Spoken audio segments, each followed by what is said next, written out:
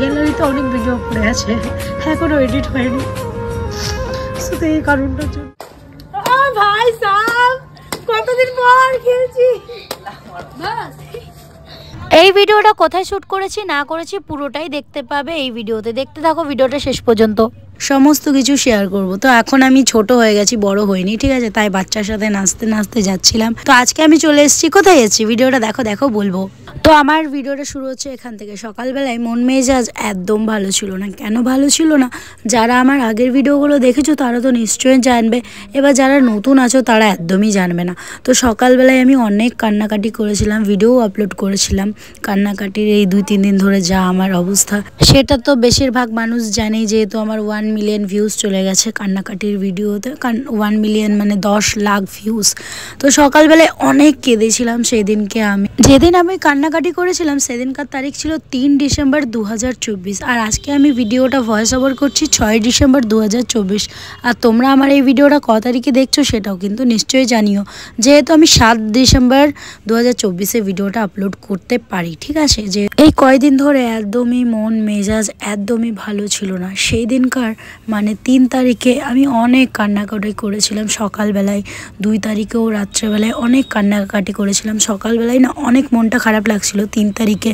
দিয়ে না পুজো টুজো করলাম, তারপর পুজো টুজো করার পর ঘর থেকে বেরিয়ে গেছি। ঘরে যতক্ষণ ছিলাম ততক্ষণ আমি অনেক কেঁদেছি। তারপরে ভাবলাম যে না, ঘরে থাকলে আমি নিজের জীবনটা শেষ করে নেবো, তাই ঘর ছেড়ে বাইরে পালিয়ে যাচ্ছি। আমি কোথায় পালিয়ে যাচ্ছিলাম তোমরা দেখো দেখো ভিডিওটা। আজকের ভিডিওটা মজাদারও আছে, ঠিক আছে, অনেক কিছুই দেখিয়েছি এই ভিডিওতে। তো হাতের মধ্যে একটা ব্যাগ নিয়ে নিয়েছি, যেহেতু আমি সন্ধেবেলায় বাড়ি ফিরবো। এখন আর বাড়ি ফিরবো না, যদি বাড়ি ফিরি আমার আরও অনেক কান্নাকাটি পাবে, তাই আমি বাড়ি ফিরিনি সেই দিনকার, ঠিক আছে। কিন্তু আজকে আমি সত্যি বলতে গেলে অনেকটাই ভালো আছি, অনেকটাই খুশি আছি। আজকে 6 তারিখ হয়ে গেছে, 3 দিন হয়ে গেছে এই ঘটনাটা আমার সাথে ঘটেছে। তো খুব জলদি দেখি একটা শর্ট ফিল্ম শ্যুট করার ইচ্ছা আছে আমার লাইফে, যা যা ঘটেছে দেখা যাক কতটা কি করতে পারি। এখন আমার সামনে পরীক্ষাও আছে, করতেও পারবো না, ওদিকেও চাপ আছে।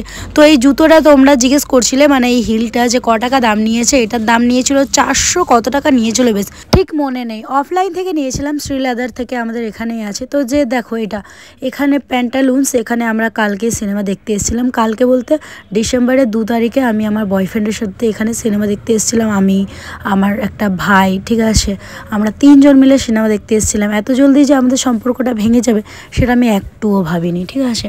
ওর অন্য কারোর সাথে রিলেশনে জড়িয়েছে, 5 বছর না 3 বছর আমাদের রিলেশন ছিল।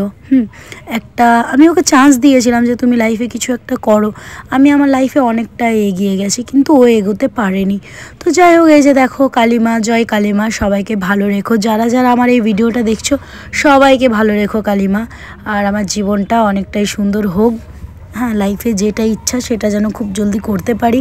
অনেক কিছু করার ইচ্ছা, অনেক কিছু, শুধু তোমাদের সাপোর্ট চাই। যারা যারা আমার এই ভিডিওটা দেখছো তোমাদের ভালোবাসা চাই। তোমাদের ভালোবাসা ছাড়া আমি জীবনে এগোতেও পারবো না, কিছু একটা করতেও পারবো না। তো এই যে হাইওয়ের দিকে আমরা যাচ্ছিলাম, কোথায় যাচ্ছিলাম বলো তো, কে বলতে পারবে? আশা করি শর্ট ভিডিওগুলো তো অনেকেই দেখেছো, আমি শেয়ারও করেছিলাম। যাই হোক, লাস্টে বলে দেবো, ঠিক আছে। এই যে দেখো ওই হাইওয়েগুলো দেখতে না বেশ ভালো লাগে, কিন্তু ভয়ও লাগে। যেন কোনো দিনও আমি না সাইকেল নিয়েও আসিনি, প্লাস আমি স্কুটি আমার ছিল আগে, তো কোনোদিন ওই স্কুটি নিয়ে হাইওয়েতে আসা হয়নি। খুবই ভয় লাগে হাইওয়ে রাস্তাটা। আর এই যে দেখো এখানে অনেক সুন্দর সুন্দর ব্ল্যাঙ্কেট বিক্রি হচ্ছিল। আর এই মাঠে আমাদের এখানে বড় দুর্গা পুজো হয়, অগ্রণী না কি বলে নামটাও ভুলে যাচ্ছি গো, আমি দুর্গাপুরে থাকি। হ্যাঁ, ভিরিঙ্গির বড় মেলা হয়। আমার একটা গানে ভিডিও করেছিলাম, তোর ঠাকুরপো তোর দাদাকে তুই দিবি বলে, এরকমই কিছু একটা গানে ভিডিও করেছিলাম। সেই ভিডিওতে প্রায় 1 মিলিয়ন ভিউজ গেছিলো। ফার্স্ট আমার ভিডিও, আমি দুর্গাপুরে থাকি, দুর্গাপুরের টপ নাম্বার 1 মানে এবারে সিরিয়াসলি ওরা খুব ভালো লাগছে। 1 মিলিয়ন ভিউজ গেছে আমার ভিডিওতে। ভিরিঙ্গিতে দুর্গা ঠাকুর দেখতে এসেছি, সেখানে একটা রিলস বানিয়েছি, তোর দাদাকে তুই দিবি টুকু বলে ও ঠাকুরপো, ওই গানে প্রায় 1 মিলিয়ন ভিউজ। সত্যি আমি ভাবতে পারিনি 1 মিলিয়ন ভিউজ যাবে। তো এই যে হাইওয়ে দিয়ে দেখো, হাইওয়েটা আমার খুবই ভয় লাগে, একা আসতেও পারি না কারোর সাথে যদি আসি না। আগে তো অক্ষয় ছিল আমার লাইফে, তার সাথে আমি আসতাম স্কুটিতে। গাড়িতে করে। খুবই ভালো লাগছে, একা একা একাই থাকো, জীবনে অনেক হ্যাপি থাকবে, অনেক খুশি থাকবে। আমার আজকে সারাদিনটা একদম মন মেজাজ ভালো ছিল না। দেখো আমার চোখটাও দেখে তোমরা বুঝতে পারবে যে আমার চোখ টোক পুরো ফুলে গেছে। তো আমি যাচ্ছিলাম একজনের বাড়িতে যাচ্ছিলাম, দেখো দেখো ভিডিওটা দেখো, বলবো না নইলে তোমরা ভিডিওটা তো দেখবে না। আর এখানকার রাস্তাগুলো এত সুন্দর যে আমার টোটোতে আসলেই আমি বারবার করে ডিগবাজি খাই, মনে হয় একবার এইদিকে পড়ে যাব, একবার ডান দিকে পড়ে যাব, একবার বাঁ দিকে পড়ে যাব, একবার ডান দিকে পড়ে যাব।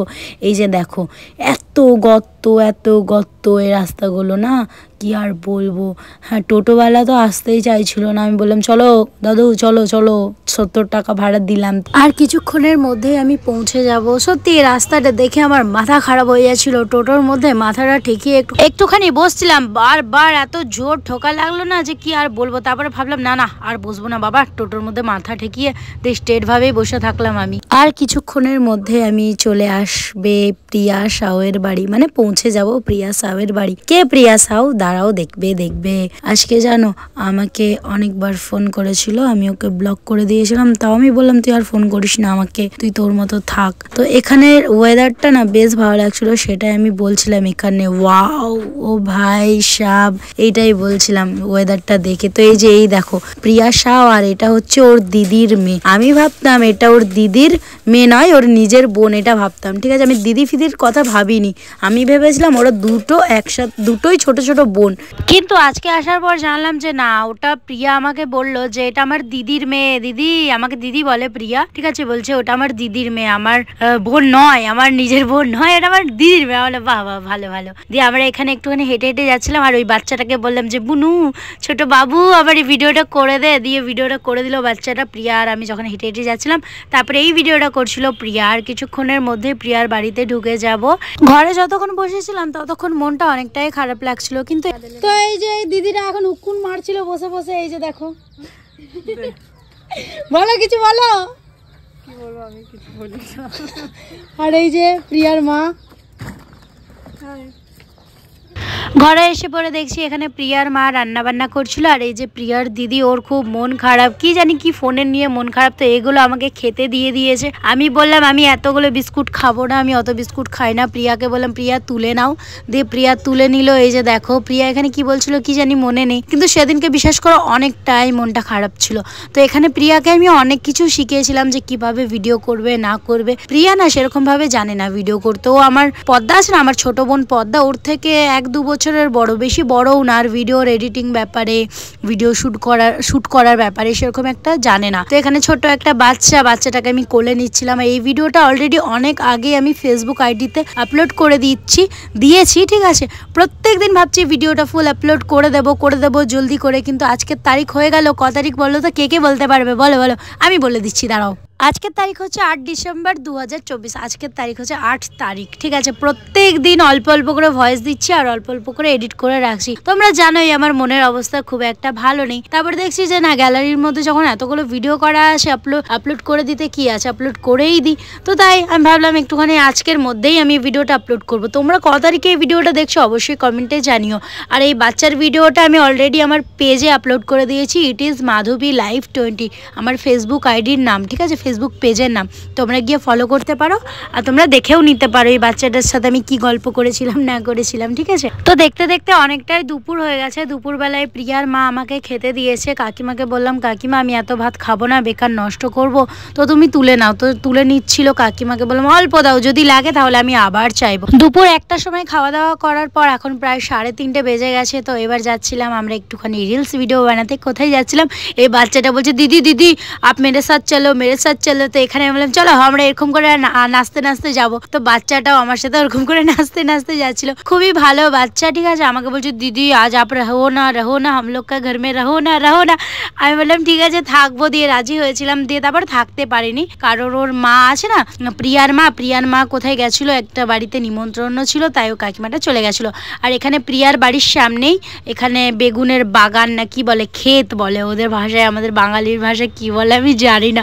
আমি গ্রামে অনেক বছর আগে গেছিলাম, প্রায় 3 থেকে 4 বছর আগে। আমাদের গ্রাম আছে কিন্তু আমি যাওয়া হয় না, টাকা পয়সার প্রবলেম ছিল তাই যাওয়া হয় না। তো এখন চলে এসেছি এখানে। খুবই অনেকগুলো রিলস ভিডিও বানিয়েছিলাম, অনেকগুলো বলতে 2-3টে রিলস ভিডিও বানিয়েছিলাম, যেগুলো অলরেডি আমি অনেক আগেই আপলোড করে দিয়েছি আমার ইনস্টাগ্রাম আইডির মধ্যে, তোমরা গিয়ে দেখতে পারো। তো এখানে সূর্য মামা খুবই সুন্দর লাগছিল, লাভ করছিলাম। তারপরে বাচ্চাটা এসে বলছে দিদি আমিও করবো তোমার মতো, দিয়েও করেছিল। এই যে দেখো বলছে ক্যামেরা অফ করো, ক্যামেরা বন্ধ করার পর এই যে ও বলছে আমি হাতে করে ধরছি, তুমি একটা ছবি তুলে দাও। আমি বললাম ঠিক আছে তুলে দিচ্ছি। সত্যি বলতে গেলে বাচ্চাটা আমাকে এতটাই ভালোবাসা দিয়েছে না যে কিছু বলার নেই। বাচ্চাটা কি সবাই আমাকে ভালোবাসা দিয়েছে, আসলে ভালোবাসা দেওয়ার একটা কারণ আছে। বাচ্চাটাকে আমি এত জ্বালিয়েছি, পেটে এত কেলাকুতু দিয়েছি, এতটাই বাচ্চাটার সাথে মজা করেছি না যে কি বলবো, তাই বাচ্চাটা আমার প্রেমে পড়ে গেছিল। তো এখানে একটুখানি পোজ দিচ্ছিলাম এরকম করে, ও ভালো করে পিছনের ছবিটা ভালো করে তুলতে পেরেছিল, কিন্তু এই যে সামনের ছবিটা আমি ভাবিনি যে সূর্যা মামা আমাকে পুরো মুখটা কালা করে দেবে। তো এখানে হেঁটে একটুখানি স্যাড রিলস শ্যুট করছিলাম, অলরেডি আপলোড করে দিয়েছি। কারা রিলস ভিডিওগুলো দেখেছো তারা অবশ্যই জানিও। তো এরকম প্রথমে আগের দিকে হেঁটে গেছিলাম, আবার পিছন দিকে মানে সামনের দিকে আবার ফিরলাম। এখানেও অনেকগুলো স্যাড রিলস শ্যুট করছিলাম, যেগুলো ক্লিপগুলো ভালো হয়েছিল সেগুলো আগেই আপলোড করে দিয়েছি ইনস্টাগ্রামে। এখানে সত্যি বলতে গেলে সেদিনকে অনেকটাই মনটা খারাপ ছিল, এখনো খারাপ আছে, কিন্তু দেখছি যে না একটা মানুষের জন্য এত মন খারাপ করলে হবে না। তো এখানে বাচ্চাগুলো অনেক দুষ্টুমি করছিল, ক্ষেতের মধ্যে অনেক বাচ্চা ছিল, সেই বাচ্চাগুলো অনেক দুষ্টুমি করছিল। এখানে আমি সমস্ত রিলস শ্যুট করলাম, অনেকটাই কষ্টে ছিলাম সেদিনকে, কিন্তু বিশ্বাস করো আজকে আমি অনেকটাই ভালো আছি। এখানে চলে এসেছি, এই দিদি ভাই আমার বাড়িতে গেছিল অনেকদিন আগে। দিদি ভাই আমাকে দেখতে পেয়েছে, বলছে আসো আমার বাড়িতে আসো। দিদি ভাইয়ের বাড়িতে চলে এসেছি, এসে পরে আমাকে নিমকি চা বিস্কুট দিয়ে দিয়েছিল। আমি বললাম বিস্কুট তো আমি খাই না।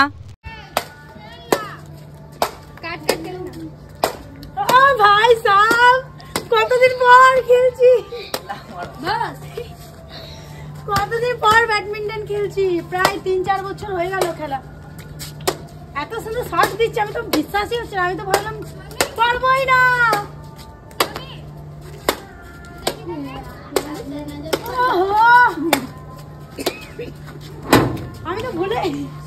আমি তো ভুলেই গেছিলাম খেলা।